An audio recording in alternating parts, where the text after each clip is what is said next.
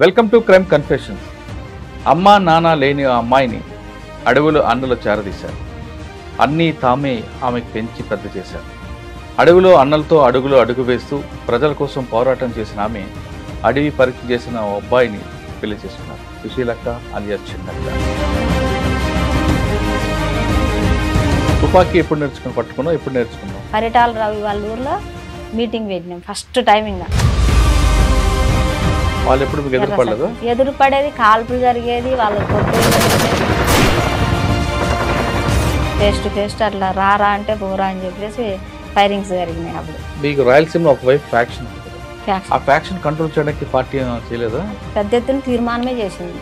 అది ఫ్యాక్షనిజం గురించి ఎట్లన్నా మార్చాలని చెప్పి దాంట్లో ఒక పాట కూడా రాసినాం మేము. కదలి రండి కూలిలారా ఈ ముఠాలను తన్ని తరమ, కదలి రండి రైతులారా ప్రజాస్వామ్య ముసుగు కింద మేక వన్య పులులురా. అంటే 18 సంవత్సరాల్లో కమాండర్ యొక్క నిర్ణయం మేరకు ఎక్కడ కూడా ఏ ప్రమాదం యాక్షన్లు అంటే కరువు దాడి చేసినాం. అదే పెద్ద హైలైట్, కరువు దాడి ఉరవకొండ. వరుసగా లారీలు వస్తూనే ఉన్నాయి, బియ్యం లారీలు. వాళ్ళు ముందు ఉన్నట్టు పోలీసు వాళ్ళు, మాకు తెలియకపోయేసరికి రే అని అన్నాడు. ఏ అని మా వాళ్ళు అన్నారు. అనగానే ఫైరింగ్ జరిగింది. నేను నడకనే ఇంకా, నేను చెప్పులు లేవు, కిట్లు లేవు, ఏం లేవు. ఇంకా అన్న కూడా మధ్యలో బయటికి రావడం, వాళ్ళు చాలా మంది మాజీలు దందాలు చేస్తూ సెటిల్మెంట్ చేస్తుంటారు. మా కాలం నిలబడి సార్, మేము ఏ సెటిల్మెంట్ ఇవ్వము, ఏంటి ఇవ్వము సార్. నిజంగా ఇది చేసింది మేము ఈ స్థాయిలో ఇప్పుడు ఇట్లా ఉన్నాము. కాకపోతే మాకు తిండికి లేకపోయినా సరే సరే సార్ మాకు ఇట్లున్నాము, ఇట్లా ఉన్నామంటే ఆ సార్ వాళ్ళు సార్. కాలేజీలో చదువు ఎక్కువైపోయినా, చదువు మన ఒత్తిడి ఎక్కువైనా, లేదా ప్రేమ ఎక్కువైనా, ఇలాంటి చిన్న చిన్న విషయాలకి ఆత్మహత్య చేసుకున్న మహిళలకి ఏం చెప్తాము సమాధానం? ధైర్యంగా నిలబడి పోరాడాలి. కానీ నాకు నా అదృష్టం కొద్దీ నాకు అమ్మ నాయన ఎవ్వరు లేకపోయినా కానీ అతనే అమ్మ నాయన సార్. అమ్మ నాయన ఉన్నారు లేరు అనుకోకుండా నాకు ఎప్పుడూ నాకు గుర్తేరారు సార్. నా గురించి ఏడ్చేస్తారు సార్. నీ గురించి నేను సావడానికైనా రెడీ అంటాడు ఇప్పటికీ. ఓ అమర వీరుల్లారా, వీరాది వీరుల్లారా, మీకే మా జోహారులు, ఓ మీకే మా జోహారులు.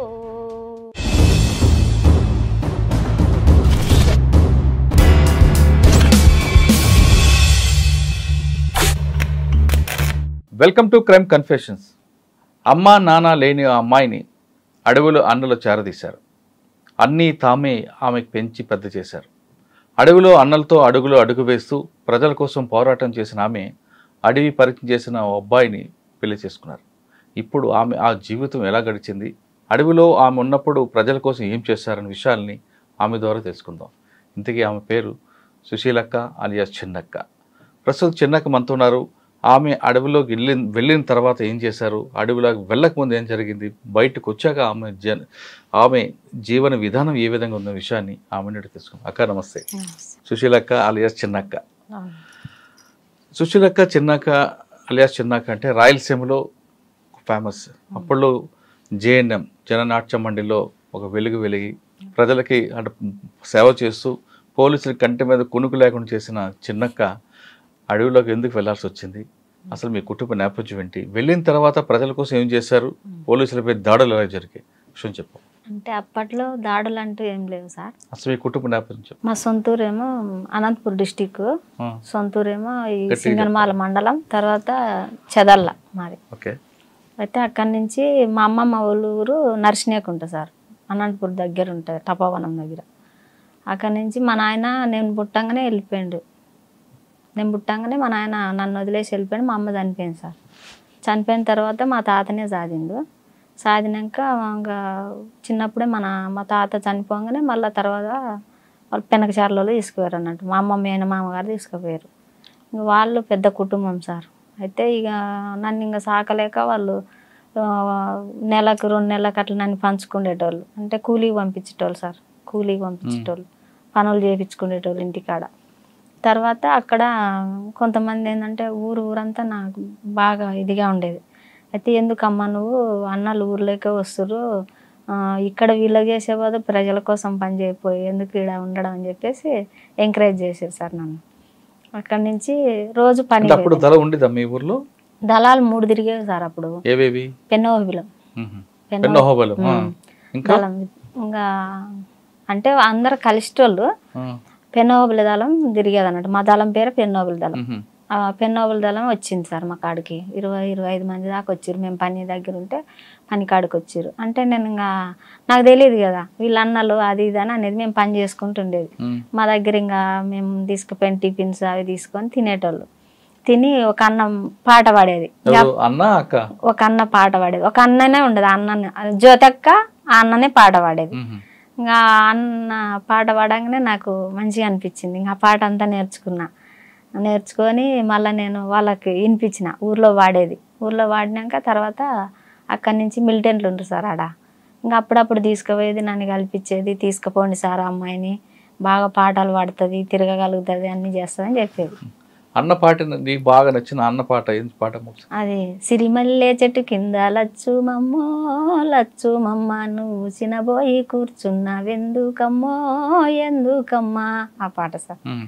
అదంతా బాగా నచ్చిందా? బాగా నచ్చింది. ఆ పాట అర్థం తెలుసా? ఏం చెప్పు.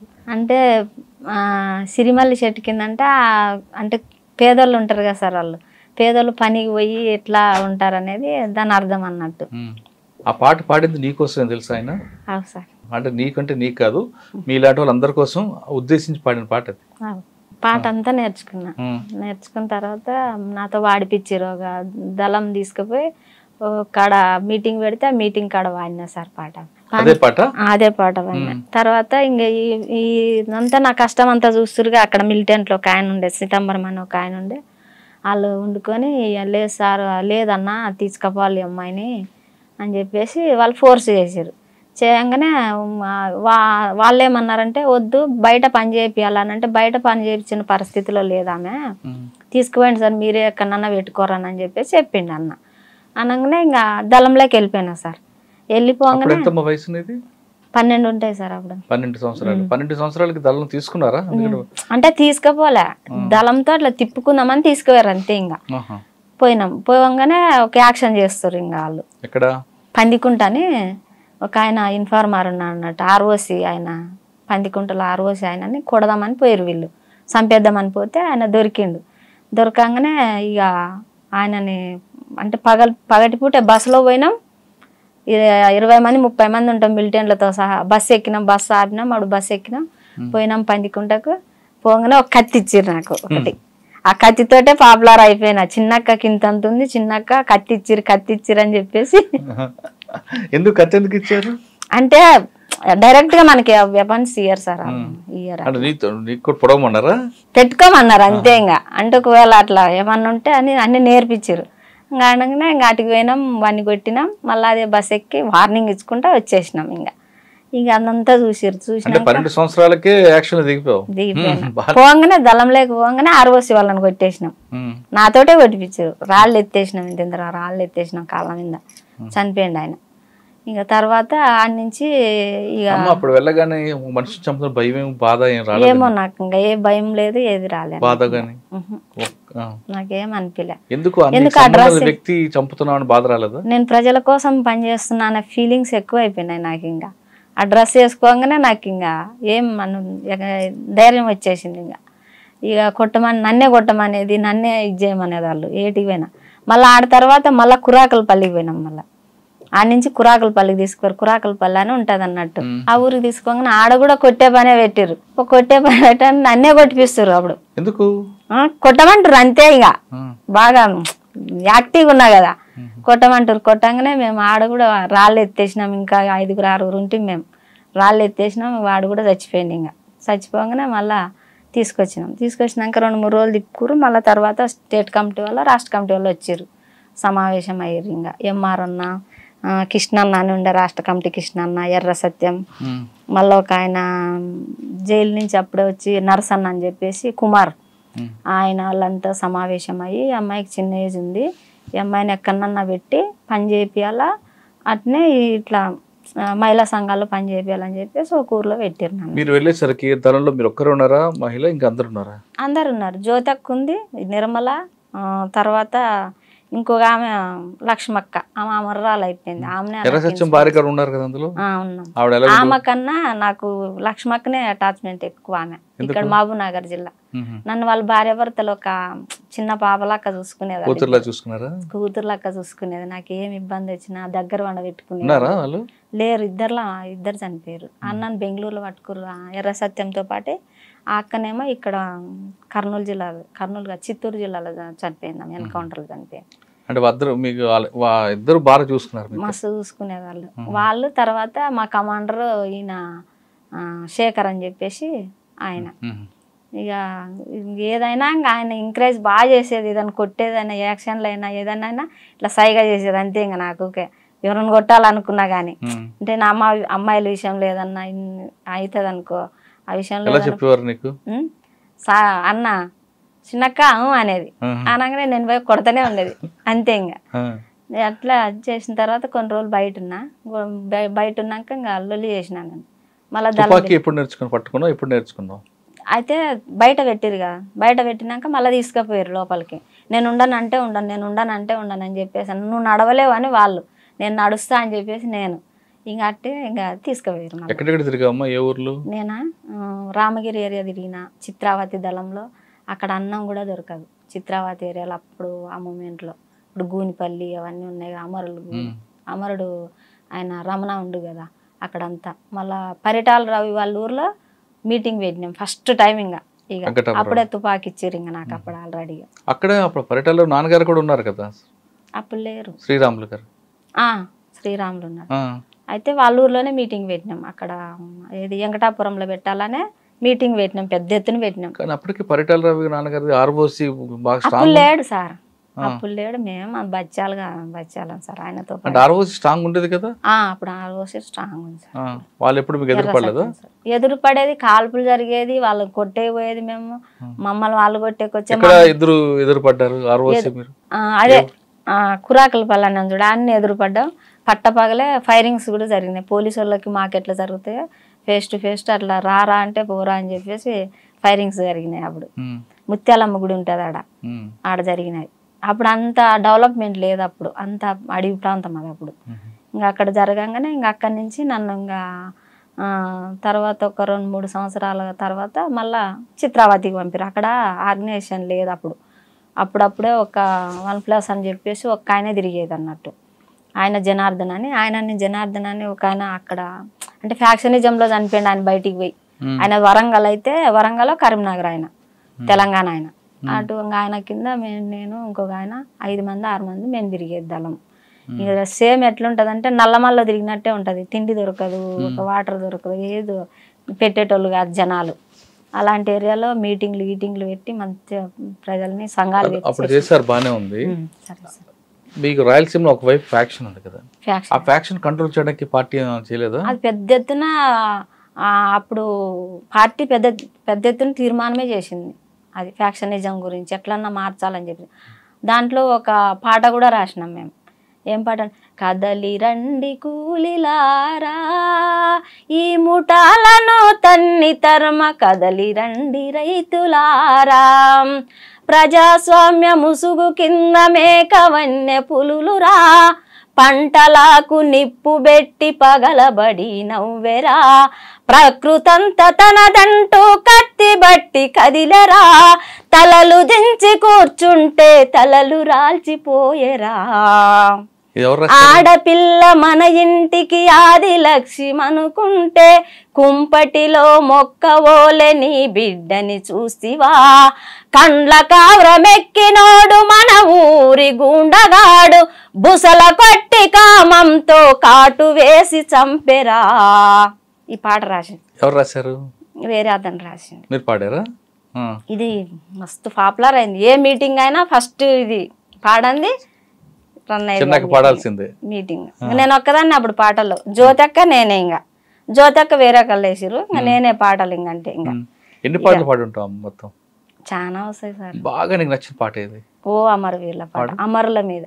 ఓ అమరవీరుల్లారా వీరాది వీరుల్లారా మీకే మా జోహారులు, ఓ మీకే మా జోహారులో. ఏ తల్లి గర్భమునా పుట్టొచ్చిన బిడ్డలు మీరు, ఏ పోరాటపు తల్లి ఒడిలో ఒరిగిన వీరులు మీరు. పీపుల్స్ వారు కళాశాలలో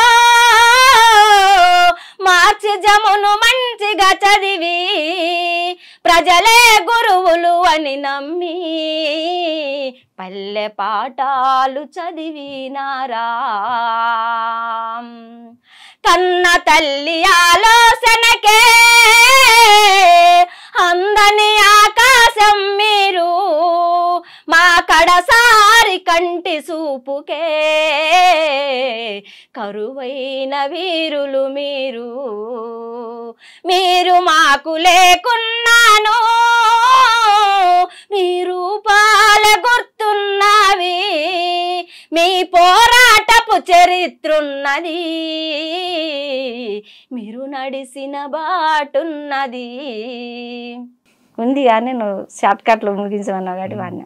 సాధారణంగా అమ్మ ఒక గ్రామంకి వెళ్ళినప్పుడు గ్రామ సభలు పెడుతుంటాం కదా, పెట్టినప్పుడు జనాలందరికీ నచ్చే విధంగా మిందాక ఫస్ట్లో పాడు సిరిమల్ల చెట్టు కింద, అలాగే మేమేం బాగా మంచి పాట పాడఒకటి. ఇది విషాద గీతం కాకుండా జనాలందరూ కూడా పార్టీ వైపు చూడాలి, వాళ్ళకి ఆలోచన తెప్పించాలి, ఆ పాటలోనే వాళ్ళకి పార్టీ వైపు అడుగులు వేసే విధంగా. కారు మబ్బులా కమ్మిపోయిన చిన్నారి చెల్లెమ్మ, ఎంత వెన్నెలా కాసిన గాని వెలుగులేదు నీకమ్మా, వెలుగులేదు నీకమ్మా. కన్నోరి కళ్ళలను తీర్చా అత్తోరి ఇంటికి వెళ్ళావు, నీ అత్తను తల్లనుకుంటివి, నీ మామను తండ్రనుకుంటివి. భర్తే భగవంతుడా నీ చెల్లి, బంగారు కలలే గంటివి తల్లి. భగవంతుడు కాడే చెల్లి, నీ పాలిట యముడే తల్లి, ముళ్ళల్లో వేసిరి నిన్ను ఓ ముద్దు చెల్లి. ఇది కాకుండా రాయలసీమలో ఉన్న కరువు మీద కూడా పాటలు పాడేవారు మీరు. కరువు పాట అంటే ఇదే అంతా వస్తుంది. ఇది ఇందులో వచ్చేస్తుందా? ఇది ఇందులోనే మొత్తం కరువు ఇరువు మొత్తం అన్ని వచ్చేస్తుంది. వ్యాక్సినిజం వస్తుంది, ఇందులో కరువు వస్తుంది, అన్ని వస్తాయి సార్. ఇది ఈ పాటలు పాడినప్పుడు జనం నుంచి రియాక్షన్ అంటే కరువు నిధులు అంటే కరువు నిధులు వచ్చనంటూ పేపర్లో చూడగానే రొట్టె ముక్క సద్ది గట్టి ఆఫీసు వద్దకెళితే ఏ గ్రూపు నీదంటూ ఆఫీసరు అడిగరా, ఏ మాట చెప్పలేక వెనకతో ఉదీసెరా. ఏ పార్టీ వచ్చినా ఏ కులము ఏలినా గూండాలని కూల్చనిదే నిలువ నీడలేదురా. గూండాలకు గుణపాఠం గన్నుతోటి చెప్పరా, పోరు బాట నడుచుకుంటూ రగల్ జెండలెత్తరా.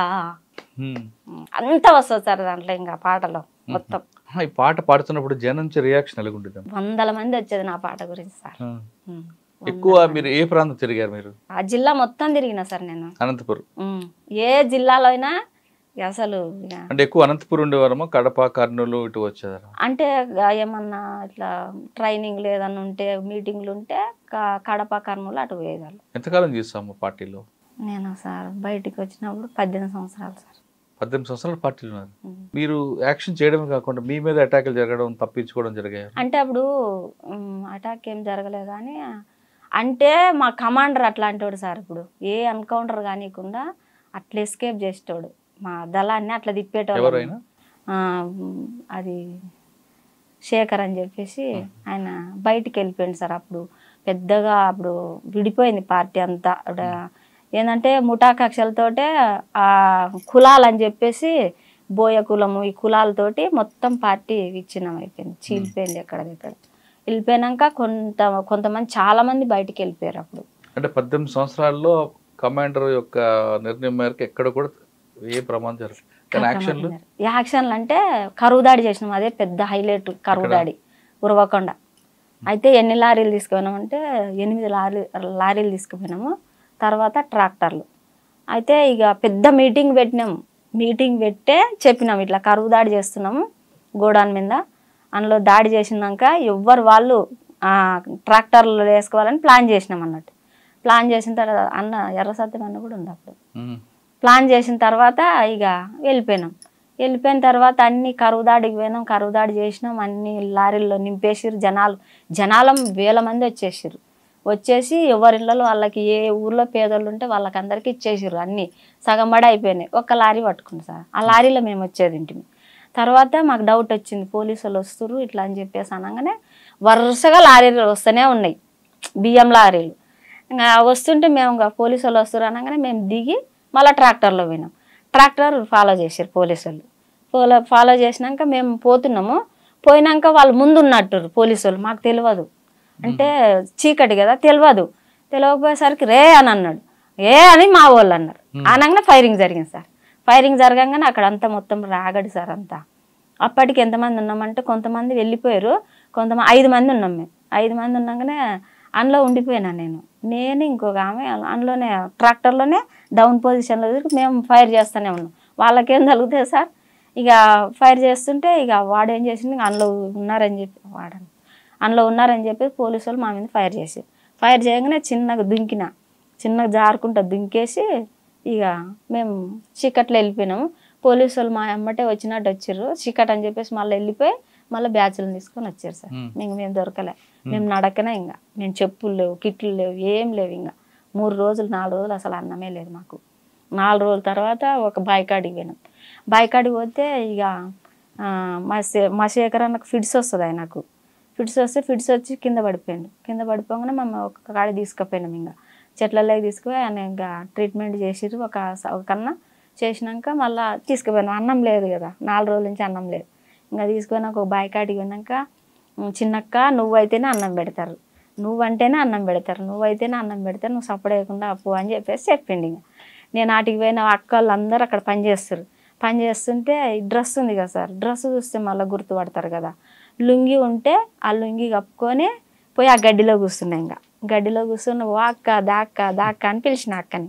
పిలవంగానే వచ్చేసింది అక్క. వచ్చినాక అక్క ఇట్లా మన వాళ్ళు ఉన్నారు అక్క, ఆకలి అవుతుంది అక్క, చాలా రోజులు 3 రోజులు 4 రోజులు అక్క అన్నం లేక అని చెప్పిన. అక్కతో మాట్లాడినాక నువ్వు చిన్నక్క కదా అని అన్నది. అవును అక్క, నేను చిన్నక్కనే అక్క అని చెప్పేసి ఇంకా అప్పుడు అక్కతో మాట్లాడినాక ఇక పోయి అన్నం వండుకొని వచ్చినాక తిని ఇంకా నైట్ మళ్ళీ వాళ్ళదే ట్రాక్టర్ తీసుకొని ట్రాక్టర్లో వెళ్ళిపోయినాం సార్. చిత్రావతికి వెళ్ళిపోయినాం. ఇంకా చిత్రావతి మొత్తం అవన్నీ ఇంకా అడవి ప్రాంతం అదంతా. ఇంకా వాటికి పోయినాక ఇక ఒకరొకరు అందరూ ఇక కాళ్ళు ఒక్కొక్కటి ఇంతలా వాసినాయి, ఇట్లా ముళ్ళులన్నీ ఇరిగి అన్నీ ఇవి వాసినాక ఇక నడవలేకపోతుంటే అమరుడు ఒక ఆయన ప్రవీణ్ అని ఉండే సార్, పిచ్చిరెడ్డి కొట్టాల. ప్రవీణ్ నన్ను ఏం చేసిండు, ఈ భుజం మీద ఎత్తుకుండు నన్ను. ఇంకా ఆయన పెద్ద హైట్ ఉంటాడు బాగా, నడుస్తలేను. ఇంకా కాళ్ళు ఇంతలా వాసినాయి. అన్న ఎత్తుకుండు నన్ను. ఇంకా ఎత్తుకొని సగం దారి దాకా పోయింది. ఇంకా పోయి ఇంకా ఆడ వదిలిపెట్టంగానే ఇంకా అంత లోపల ఇక రాష్ట్ర కమిటీ వాళ్ళు వీళ్ళందరూ వచ్చేసారు.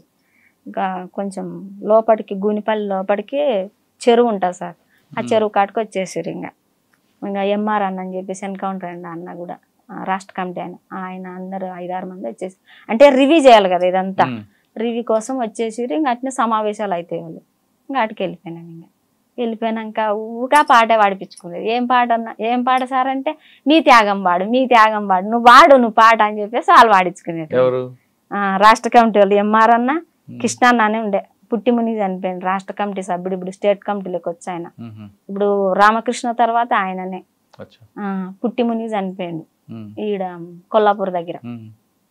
అన్న అందరూ ఇంకా పాట, మీ త్యాగం ఉన్నతమైనది, అది హిమశిఖరాల వంటిది, మీ ఆశయం శాశ్వతమైనది, అది కమ్మి నిజం తెస్తది, ఎండిపోయిన రైతు గుండెకు కుండలల్ల మెతుకులైనరు, దిక్కులేని రైతుకు మీరు తూర్పు దిక్కై నిలిచెరు వీరులు అమరులు మీరు ఆదర్శమూర్తులు మీరు.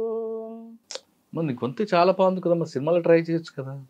మీ త్యాగం ఉన్నతమైనది, అది హిమశిఖరాల వంటిది. మీ ఆశయం శాశ్వతమైనది, అది కమ్యూనిజం తెస్తది. ఎండిపోయిన రైతు గుండెకు కుండలల్ల మెతుకులైనరు, దిక్కులేని రైతుకు మీరు తూర్పు దిక్కై నిలిచెరు. నాగేటి సాలలు మీరు ఎర్రమల్లె పూలైనరు, మా గుడిసెలల్లో వెలుగులైనరు, మా గుండెలల్లో జెండలైనరు. ప్రసవించే తల్లి కళ్ళలో ఆనందపు చుక్కలు మీరు. ఆ పాటలతో ఏడుపు వస్తుంది ఆ పాట. నీకే వస్తుంది, మాకు వస్తుంది. మా పాటలతో చేసావు కదా, మరి ఇప్పుడు వచ్చావు నల్లమలలోకి రాయలసీమ నుండి? అంటే అప్పుడు దిద్దుబాటు ఉద్యమం అని జరిగింది సార్. అక్కడ దిద్దుబాటు ఉద్యమం జరిగినప్పుడు ఎక్కడోళ్ళు అక్కడ వెళ్ళిపోయారు సార్ ఇండ్లకు. ఇప్పుడు శేఖర్ అనేట ఆయన కూడా అందరు పై నాయకత్వం మొత్తం వెళ్ళిపోయారు. జిల్లా కమిటీ మొత్తం క్లోజ్ అయిపోయింది. ఎందుకు అంటే దిద్దుబాటు ఉద్యమం జరిగి అక్కడ కుల వివక్షత అనేది జరుగుతుంది కదా, వర్గ పార్టీ అయిపోయింది. ఇప్పుడు ముఠా నాయకులు ఎట్లనో ఇప్పుడు పార్టీలో కూడా అట్నే అయిపోయింది. ఇంకా మా కులం అంటే మా కులం అని చెప్పేసి అయిపోయింది. మా లాంటి వాళ్ళు ముట్టుకునే ఇంకా మాకు ఎందుకంటే రాజకీయాలు ఉన్నాయి కాబట్టి నిలదొక్కుకోగలం. మేము పార్టీ కోసం పనిచేయాలనేటోళ్ళు ఒక 10 మంది ఉంటాం అంతే. ఇంకా అందులో ఆ టైంలో మీకు బాగా ఫేస్ చేసిన పోలీస్ ఆఫీసర్ ఎవరమ్మా? ఎక్కువ ఆయనతోనే ఎక్కువ ఇబ్బంది ఉంటుంది. అప్పుడు తర్వాత అంజనా సింహ వచ్చింది, ఎక్కువ ఫోర్స్ చేసిందంటే ఆయన పేరు ఏమో ఉండే సార్, మర్చిపోయినా. ఇప్పుడు అంజనా సింహ తర్వాత ముందా సార్ మురళి సారే ఏమో ఉండే. అంజనా సింహ గారికి ముందా? డైరెక్ట్ గా ఆయన దళాల కాటికే వచ్చేది. ఆయన మఫ్టీలో దళాల దగ్గరికి కూడా వచ్చిండు ఆయన. వచ్చిండు. నేను రాయలసీమకు ఏదో పండగ అని పోయినా. అంటే ఒక పండగ జరుగుతుంది సార్, అది శివరాత్రి అని జరుగుతుంది. అంటే అక్కడ వాళ్ళు మా వాళ్ళు పిలిపిస్తే పోతే అక్కడ ఇది పెన్నహోబిలం అని ఉంటుంది కదా సార్, పెన్నహోబిలం కాటికి ఆయన సెక్యూరిటీ వచ్చిండు. ఆ సార్ చిన్న అంటే నన్ను అప్పుడు దళాల్లో ఉన్నప్పుడు దళం దగ్గరికి వచ్చిండంట ఆ సారు. అప్పుడు చూసిండంట. తర్వాత ఒక ఆమెను కలిసి ఇట్లా చిన్నక్క అంటే నేను అది ఇది అని అన్నాడంట. ఆ సార్ చూసి నువ్వే నా చిన్నక్కవి, నేను ఎన్ని రోజులు చూడలే, చిన్నక్క అని పాపులర్ అవుతుంటే నువ్వే నా చిన్నక్క అని చెప్పేసి ఆ సారు మస్తు ఇది చేసిండు. అమ్మ మీ గురించి మస్తు తిరిగినామమ్మ మేము, అంటే ఎన్కౌంటర్లు చేయాలని కాదు కానీ మిమ్మల్ని మార్చాలని అది ఇది అని ఆ సార్ మాట్లాడింది. అదే ఆ సార్ ఎక్కువ ఫీల్డ్ మీదకే తిరిగింది సార్ ఆ సార్, మురళి సార్ అని. రాయలసీమలో భోజనాలు బాగుంటాయి, మీరు దొరకడమే భోజనం కష్టం, కానీ ఉగ్గాని బజ్జీ అలా తినేవాదా? ఉగ్గాని బజ్జీ అంటే ఆ ఏరియాలో పోలీసుల నిర్బంధం వస్తుంది సార్. అప్పుడు పక్షాలు అవి దొరికేవా? నేను చేపించుకొచ్చేదాన్ని దళాలతోటి. పోయి ఊర్లో పోతే నేను పిలిచినానంటే అసలు నన్ను పలకనోళ్ళు ఉండకపోయేది. నా గొంతునే లేచేది అన్నట్టు. అంటే నిర్బంధం బాగుంది సార్. నిర్బంధం ఉన్నప్పుడు దళాలకు అన్నం పెట్టేటోళ్ళు కాదు.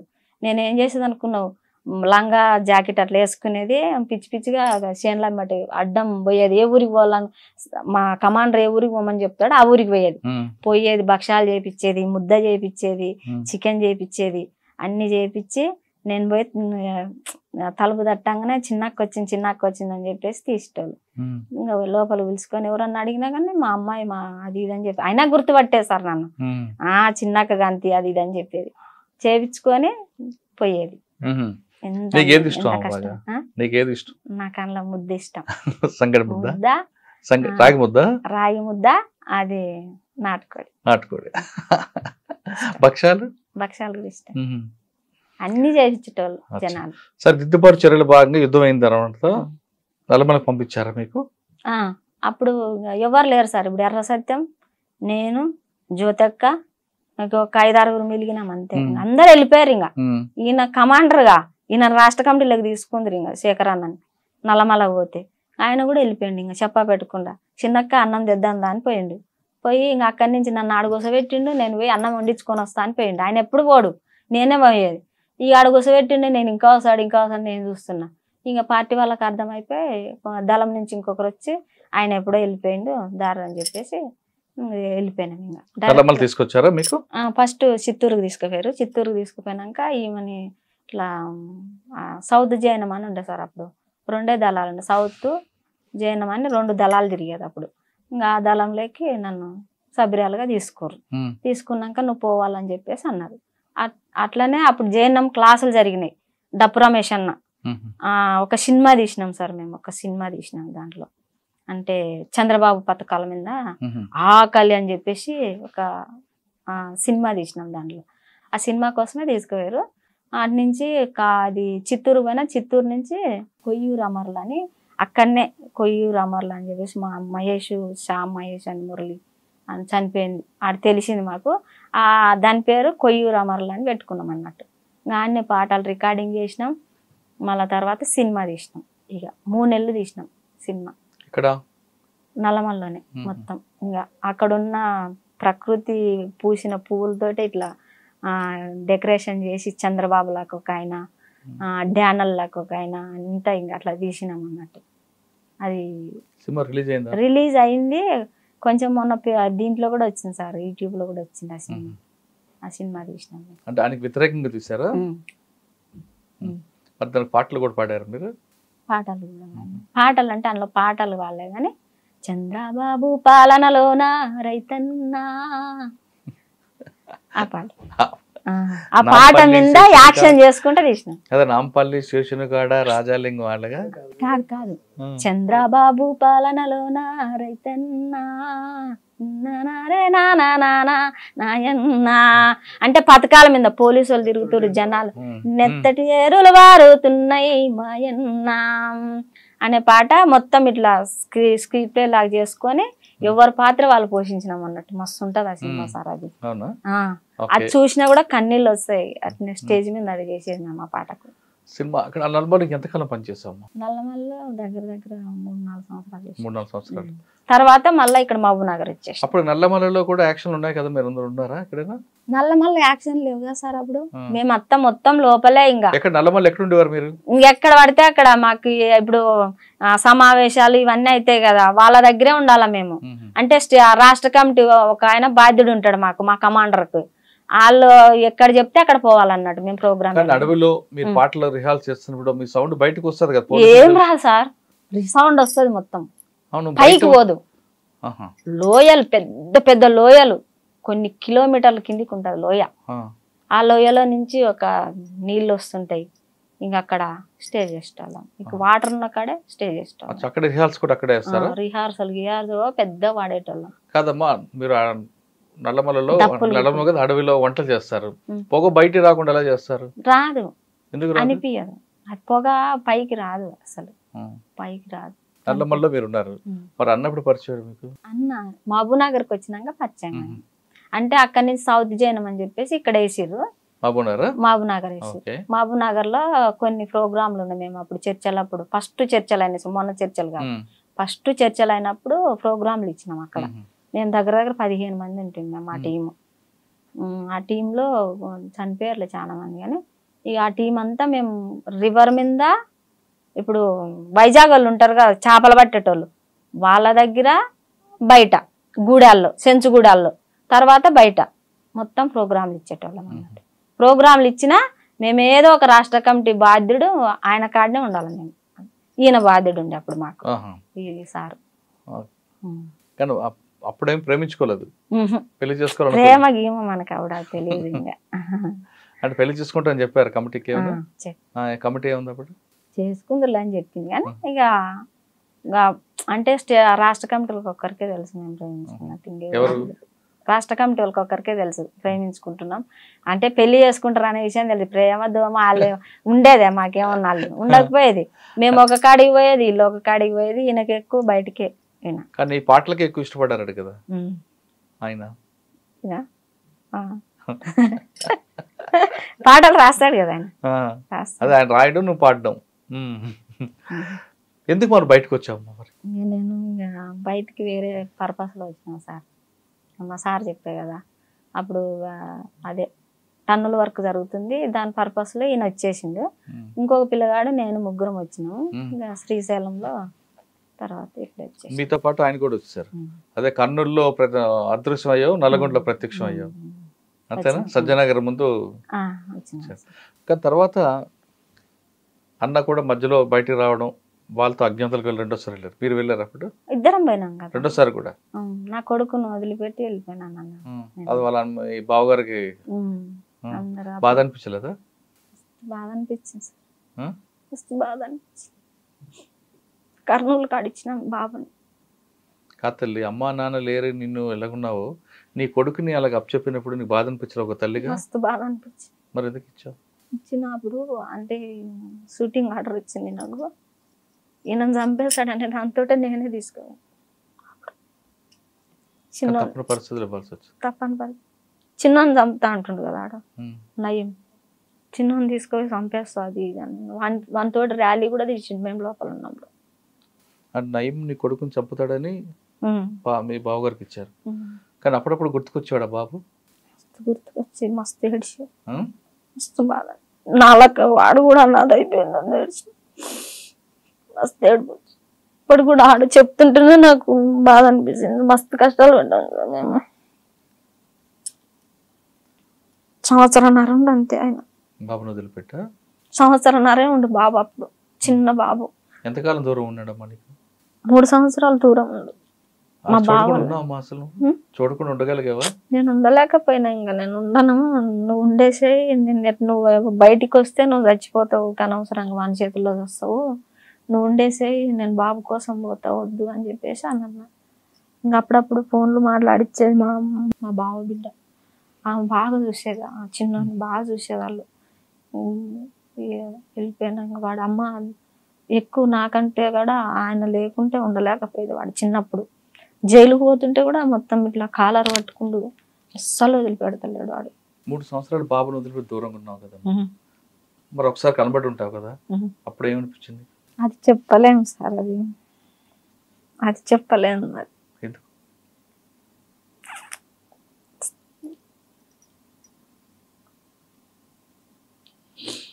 అంటే నీలాగా ఎక్కడ అనాథ అయిపోతాడని బాధపడ్డా? ఇప్పటికి కూడా నేను అనాథ కావద్దనే చూస్తా. ఎందుకు అవుతావు అమ్మా? ఇప్పుడు మీ అందరు ఉన్నాం కదా. అనాథ అయిపోతాడనే వచ్చేసింది సార్ నేను.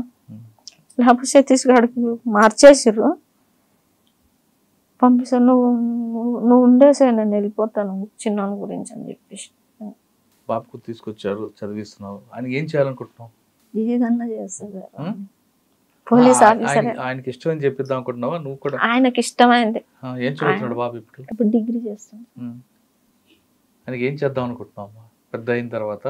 మీ బావగారు అబ్బాయిలాగా పోలీస్ చేద్దాం అనుకుంటున్నావా? పోలీసు చేద్దాం అనుకుంటున్నాము. మనం కాదు కదా చదివే సార్, ఆయనకి ఇష్టం ఏది ఉంటే అది. ఆయన ఏం చేస్తాడు, కంప్యూటర్ సైన్స్ అని చెప్పేసి దాని మీద ఎక్కువ, దీని మీద ఉంటుంది సార్. నాకు చదువు గురించి నాకు తెలియదు, నేను చదువుకోలే పెద్దగా. చాలా మంది మాజీలు దందాలు చేస్తూ సెటిల్మెంట్ చేస్తుంటారు.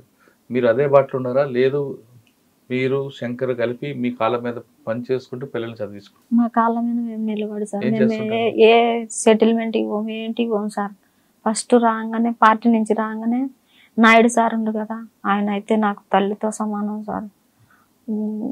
ఆయన అసలు ఆ సార్ ఇచ్చిన సపోర్ట్ ఎవ్వరు లే సార్. నువ్వేం కాదమ్మా, నేనున్నాను నీకు, అన్ననైనా ఏదైనా, నేను తల్లి అయినా తండ్రి అయినా, నిన్ను ఏదైనా నేను చూసుకుంటా. ఈయన మీద కూడా చటాకు దెబ్బ పడకుండా చేసిండు సార్. నిన్ను నమ్మి తీసుకొచ్చిన సార్ నేనైతే అని చెప్తే, ఎప్పుడైనా కానీ నీకేం కాదమ్మా, నువ్వేం కాదు నువ్వు అని చెప్పేసి ధైర్యం చెప్తాడు ఆ సార్. అంటే పోలీసుల్లో కూడా మంచోళ్ళు ఉన్నారు. ఆ సార్ మంచోడు సార్. మా కుటుంబం లెక్కనే ఏది ఉన్నా కానీ మాకు ముందు జరగబోయేది, మాకు ఏదన్నా. అంటే కొంతమంది పోలీసులు, కొంతమంది మాత్రమే ఇలా మీ విధంగా ఉన్న వాళ్ళందరూ కూడా ఏదో రకంగా ఇబ్బంది పెట్టి జైలు పాలు చేస్తుంటారు. ఇబ్బంది పెట్టాలని కొంతమంది, అంటే మేము ఈయన పెద్ద కేడర్ దగ్గర చేసింది కాబట్టి ఈయన కొంచెం లాభం కోసం అట్లా చూసేటోళ్ళు ఉన్నారు. కానీ మాకు నిజంగా ఇది చేసింది, మేము ఈ స్థాయిలో ఇప్పుడు ఇట్లా ఉన్నాము, కాకపోతే మాకు తిండికి లేకపోయినా సరే సార్, మాకు ఇట్లున్నాము, ఇట్లా ఉన్నామంటే ఆ సార్ వాళ్ళే సార్. నాయుడు గారు, శ్రీనివాస నాయుడు గారు. పాపకి అయితే ఆయన ఏది ఇష్టమైందో చేపిస్తాను. ఆయన ఏది ఇష్టమైతే అది చేపిస్తా సార్. సాధారణంగా అమ్మా నాన్న లేకపోయినా నువ్వు అన్నల దగ్గరికి వెళ్ళావు, ఒక సంస్కారంగా చక్కగా వచ్చావమ్మా, నీలో ధైర్యం ఉంది, అన్నీ ఉన్నాయి. కానీ ఇప్పుడున్న మహిళలు, కొంతమంది అమ్మాయిలు చిన్న విషయానికి, చిన్న చిన్న విషయాలకి, భార్యాభర్తల మధ్యన గొడవ జరిగినా లేదా అత్తగారు ఎవరన్నా ఆత్మహత్యలు చేసుకుంటుంటారు. కాలేజీలో చదువు ఎక్కువైపోయినా, చదువు మన ఒత్తిడి ఎక్కువైనా, లేదా ప్రేమ విఫలమైంది, ఇలాంటి చిన్న చిన్న విషయాలకి ఆత్మహత్యలు చేసుకున్న మహిళలకి ఏం చెప్తాము సమాధానం? చేసుకోమంటావా, ధైర్యంగా నిలబడి పోరాటం చేయమంటావా? ధైర్యంగా నిలబడి పోరాడాలి సార్.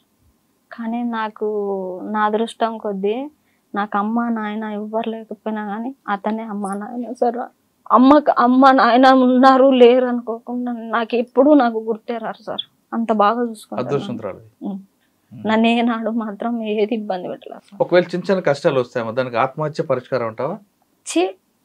అట్లా పరిష్కారం అవుతుంది. దాన్ని ఏదన్నా ఉంటే దాన్ని పరిష్కరించుకోవాలా, గట్టిగా నిలదొక్కుని నిలబడాలి. కానీ ఆత్మహత్య పరిష్కారం ఏవి కావాలి సార్, అంతే నాకు కాదు. అటువంటి వాళ్ళు కనబడితే మీరు మాట్లాడతా. ప్రతి ఒక్క కుటుంబాన్ని నిలబెట్టినాం సార్. కాకపోతే నాకు చదువు రావకపోవచ్చు కానీ నా భర్త నాకు నేర్పింది అది సార్. నాకు ధైర్యం. చదువు అవసరం లేదమ్మా, నీలో సంస్కారం ఉంది కదా. నా భర్త నేర్పిందే నాకు అది సార్, సంస్కారం అనేది. నువ్వు ఎట్లా ఉండాలి ఏం కదా అనేది నాకు తెలంగాణ లాంగ్వేజ్ ఇవన్నీ నాకు అసలు తెలియదు సార్. నువ్వు ఎట్లా ఉండాలి ఏం కథ, ఎవరితో ఎట్లా ఉండాలి, నన్ను ఇప్పటికి కూడా ఒక్క మాట, మా బావలైన ఎవ్వరని ఒక్క మాట అన్నా కానీ ఆయన తట్టుకోలేదు. నా గురించి ఏడ్చేస్తుంది సార్. నీ గురించి నేను సావడానికైనా రెడీ అంటాడు ఇప్పటికి కూడా. నిజంగా సార్, అబద్ధం కాదు. నా హార్ట్ఫుల్ గా చెప్తున్నా నిజంగా సార్, అబద్ధం కాదు. నాకు అమ్మ నాయన నాకు ఈ ప్రపంచంలో నాకు ఎవ్వరు అమ్మ నాయన ఎవ్వరు లేకపోయినా అతను ఉంటే చాలు సార్ నాకు, అంతే. నువ్వు నిజం అన్నా అనుకో, నేను హార్ట్ఫుల్ గా నేను నమ్ముతున్నా. నిజంగా సార్. ఫైనల్ గా చెప్పమ్మా, ఇప్పుడున్న అమ్మాయిలు కొంతమంది మీలాగా కమిట్మెంట్ కాకుండా కొంచెం దారి తప్పుతుంటారు. విలాస జీవితాలు, తాగుడు, సిగరెట్లు, గంజా ఇవన్నీ. అటువంటి వాళ్ళకి మీరు ఏం చెప్తారు సమాధానం? అట్లాంటి వాళ్ళకు నాకు అర్థమైంది అనుకో, నాకు అర్థమవుతుంది ఆటోమేటిక్ గా. నాకు షాప్ ఉంది, అర్థమైతే మగపిల్లలైనా సరే నేను పిలుచుకుంటా దగ్గరికి. ఫస్ట్ నువ్వు చెప్తా, చర్చిస్తా. నానా ఏంది నాన్న ఇట్లుంది పరిస్థితి, ఆ పిల్లగాడు పలానా పిల్లగాడు ఇట్లా తిరుగుతున్నా అని చెప్తా. మా ఊర్లో అసలు గంజాయి మస్తుంది సార్. పిల్లలు చిన్న పిల్లలందరూ పాడైపోతారు. అయితే నాన్న ఏం నాన్న అని చెప్తాయి నాకు. అంటే ఒకవేళ నువ్వు మాట్లాడితే కన్విన్స్ అవుతారు అనుకుంటే మాట్లాడేసేయి, నీ మాట రిసీవ్ చేసుకుంటారు అనుకుంటే మాట్లాడు, లేకపోతే వద్దు నాన్న అని చెప్తాడు ఈయన నాకు. నాకెప్పుడు అది ఇదని మేము అనుకోం సార్, మేము అంతే. బుజ్జి అది ఇది అని పిలుస్తాడు అంతే ఇప్పటికి కూడా. అంటే నేను మాట్లాడేస్తా పిల్లల్ని పిలిచి, ఏంది నాన్న మీరు ఏం చదువుతారు, ఏం కథ ఏంది, మీరని ఒకటి కాదు నా కొడుకు అని ఒకటి కాదు అని చెప్తే, పెద్ద మమ్మీ బాగా మాట్లాడుతావు మమ్మీ నువ్వు, నీ మాట కానీ. కొంతమంది మారిన వాళ్ళు కూడా ఉన్నారు సార్, మా ఊళ్ళో మార్చిన వాళ్ళం కూడా ఉన్నారు. మారే వాళ్ళు ఉంటారమ్మా, అడ్డంగా మాట్లాడేటోళ్ళు కూడా వంగుతారు మా కాడ. ఎందుకంటే మనం అట్లా మాట్లాడతాం అంటే మనం అంటే రుబాబుగా మాట్లాడడం, దగ్గరకు తీసుకుంటాం. మాట్లాడినా వాడు ఆల్రెడీ అందులో మునిగిపోయి ఉన్నాడు అనుకోండి, మనం చెప్పినా వినగులే అంటే వాని కర్మ. మీకు అడ్డంగా ఎదురు చెప్పాడు అనుకోండి, చెప్పాడు గతంలో లాగా చేయలేస్తుందా లేదా చెప్పం. అదే మీరు అక్కడ ఉన్నప్పుడు అడ్డంగా మాట్లాడితే ఏం చేస్తారు? ఇంత ఓపిక వచ్చిందంటే ఈయన వల్లే నాకు. ఇప్పుడు వచ్చింది, అడవిలో ఉన్నప్పుడు కానీ అడ్డంగా మాట్లాడాడు అనుకోండి, అప్పుడు ఏం చేస్తారు? అడవులో అని వేసేది నేనైతే. ఏం చేసేవారు? కొట్టేది అంతే. ఇంకా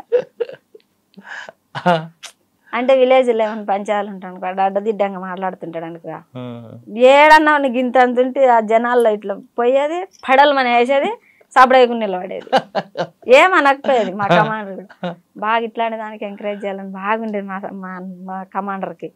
నన్ను అయితే మస్తు బిడ్డలాగా చూసుకునేది. ఎక్కువ మాట్లాడేది. ఆయన రాజారామన్న ఉంటాడు అనంతపురం జిల్లాలో, నాకు పార్టీలో పనిచేసిండు.